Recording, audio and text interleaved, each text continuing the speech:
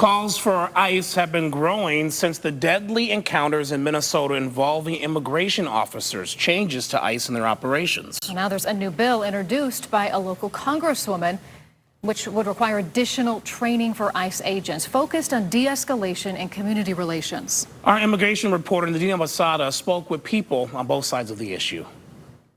Well, I think people in immigrant communities are concerned. When it comes to immigration enforcement, Congresswoman Emilia Sykes believes something needs to change. Well, I would like to see an immigration process that is orderly. She says a step in that direction is her Cool It Act, which would require ICE agents to undergo annual increased scenario-based training focused on de-escalation, crisis intervention, officer safety, and community relations. We wanted to make sure that they had the training to de-escalate situations so that they do not end up as deadly situations and everyone can go home at the end of the day. The bill would also raise training standards by requiring yearly de-escalation certification credits and at least 67 days of training before officers can conduct duties. We have solutions, we have options to make sure that the immigration process is predictable, but it's also humane and treats people like human beings. Back in late February of this year, the Department of Homeland Security said this: DHS provides the best of the best training for our law enforcement officers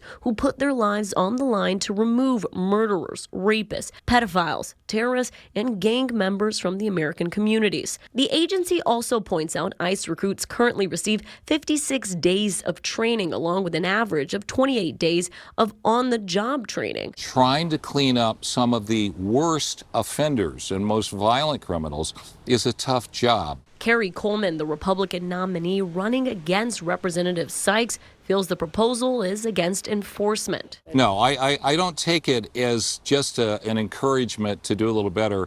I take it as a backhanded insult to the people that are working hard and putting their life on the line when others have been encouraged to, in fact, interrupt and attack these ICE agents. We also spoke with Lynn Tremonti, executive director of the Ohio Immigrant Alliance. They're putting all of us at risk when they shoot at people. Tremonti says she would like to see ICE eliminated altogether, but if that doesn't happen, she believes changes should begin with vetting in the hiring process, not just training. What they're doing is they're rapidly trying to hire ICE agents, and they don't care. For Sykes, this bill is just a start toward broader immigration reform. The fix to our immigration crisis is not going to just be a simple magic wand kind of activity. Reporting in Cleveland, I'm your immigration reporter, Idina Busada, News 5.